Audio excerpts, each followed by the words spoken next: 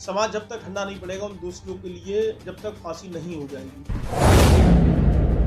ये आप मुख्यमंत्री हैं पूरे उत्तर प्रदेश के, आपके लिए हर जाति हर वर्ग सामान्य है कि ऐसे अपराधियों के विरुद्ध ना किसी की कोई जाति होती है, ऐसे अपराधियों की ना कोई समाज होता है। वो वाल्मीकि की कलम शिक्षा का इशारा करती है, वो कौम कभी नहीं मरती जो खूब पढ़ाई करती है। संत गाड़गे साहब कहते थे, आधी रोटी कम खाओ, बच्चों को खूब पढ़ाओ। हमारा सभी से यही अनुरोध रहता है, जितनी बैठकें रहती हैं सामाजिक, और हम वाल्मीकि समाज में कहते भी हैं और लगे हुए भी हैं कि शिक्षा की ओर आप ज़्यादा ध्यान दें।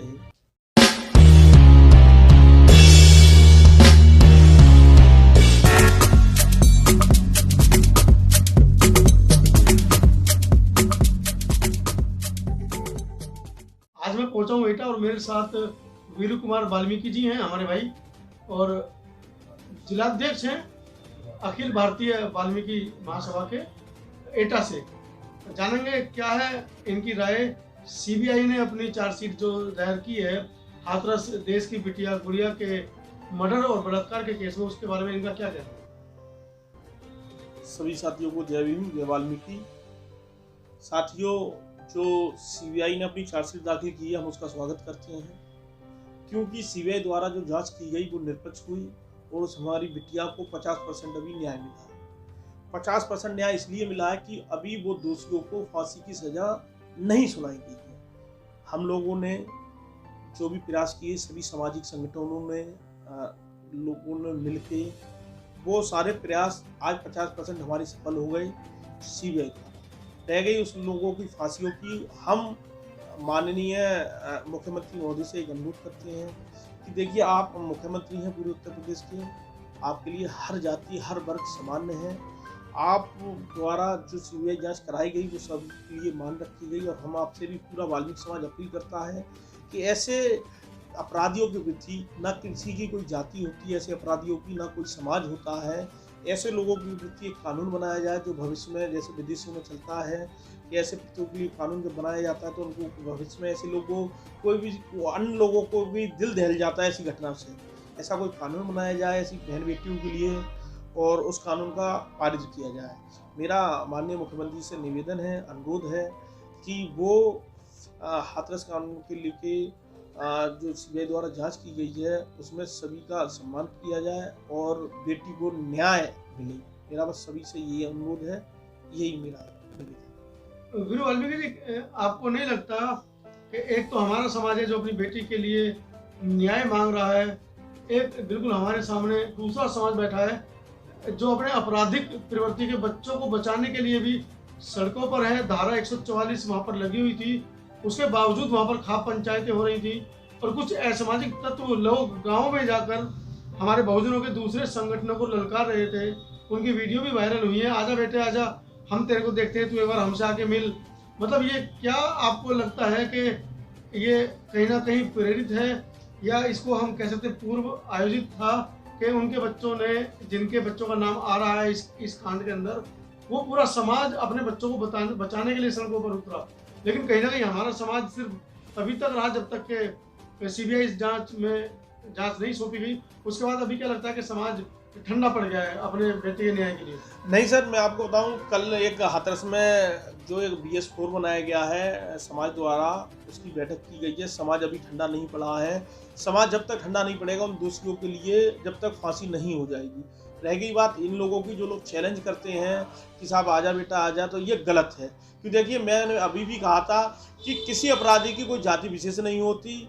आज मान के चलिए किसी दलित वाल्मीकि समाज की बेटी के साथ ऐसा हुआ तो वो अपराधी किसी जाति वाति की बेटी को देख के ऐसा नहीं करते, उनके लिए तो ये अपराध होता है। तो मेरा उन लोगों से यही अनुरोध रहेगा कि आप जाति विशेष को ध्यान में ना रखते हुए केवल एक ये देखिए, मानवता क्या होती है। बेटी चाहे वो हिंदू धर्म हो, चाहे मुस्लिम धर्म हो, चाहे सिख धर्म हो, सभी में होती है। बहन बेटियां सभी धर्मों में होती हैं। तो इस बेटी को ये ना जोड़ा जाए और ना इसको एक वैसा टूल दिया जाए कि आजा बेटा आजा, या अन्य कोई शब्दों का प्रयोग ना किया जाए। इसको एक बहन बेटी जैसे हर समाज की होती है, ये उस आधार पर लिया जाए। मेरा तो सभी से यही अनुरोध है। आप किस तरीके से देखते हैं कि भगवान वाल्मीकि की हाथ में कलम है और उनको मानने वाले हमारे वाल्मीकि समाज के लोग आज भी शिक्षा से कोसों दूर है? नहीं, ये आपका कहना बिल्कुल सही है, मगर आने वाली जो पीढ़ी है वो काफ़ी हम लोग अपने बच्चों के लिए कहते भी हैं कि प्रभु वाल्मीकि की कलम शिक्षा का इशारा करती है, वो कौम कभी नहीं मरती जो खूब पढ़ाई करती है।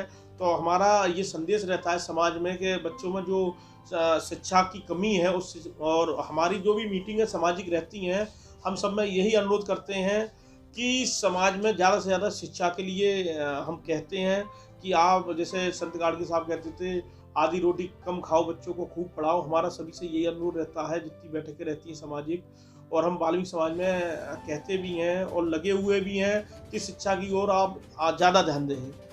आप चूँकि आपके ऊपर बहुत बड़ी जिम्मेदारी है, आप अखिल भारतीय वाल्मीकि महासभा के पदाधिकारी हैं और जिलाध्यक्ष भी हैं एटा के, तो जो वर्तमान में जो हमारे बहुजन समाज के खासकर वाल्मीकि जो हमारे भाई हैं, उनके लिए क्या अपील आप करना चाहेंगे? अब मेरा तो समस्त वाल्मीकि समाज से अनुरोध है और निवेदन है कि देखिए, वाल्मीकि समाज प्रभु वाल्मीकि जी को मानता है, बाबा साहब को मानता है। आप लोग मानिए, बाबा साहब के दिखाए हुए रास्ते पर चलिए। बाबा साहब का स्पष्ट कहना था, देखिए, शिक्षा और राजनीति एक ऐसा क्षेत्र है जो हर समाज की दिशा और दशा बदल देता है।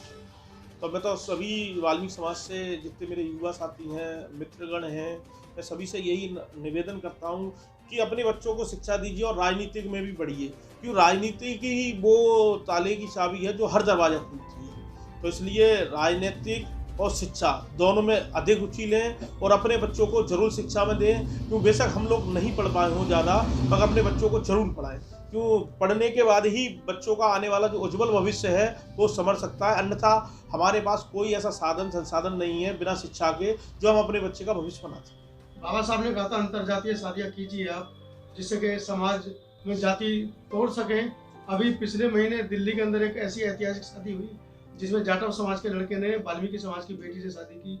आप इसके पक्षधर हैं, क्या आप इस विषय में भी आप करना चाहेंगे? नहीं, बिल्कुल, ये बिल्कुल इसमें कोई आपत्ति वाली बात नहीं है। ये खुद का है भाई, जाटव समाज के बेटे ने वाल्मीकि समाज की बेटी के साथ शादी की। हमारे यहाँ एटा में भी एक दो हैं जहाँ वाल्मीकि समाज ने जाटव समाज के साथ की। ये अच्छा है, क्यों हम लोग एससी के ही लोग आपस में इतना डिफरेंस मानते हैं कि जाटव समाज वाल्मीकि समाज के साथ नहीं बैठेगा, दिवाकर समाज वाल्मीकि समाज के साथ नहीं बैठेगा।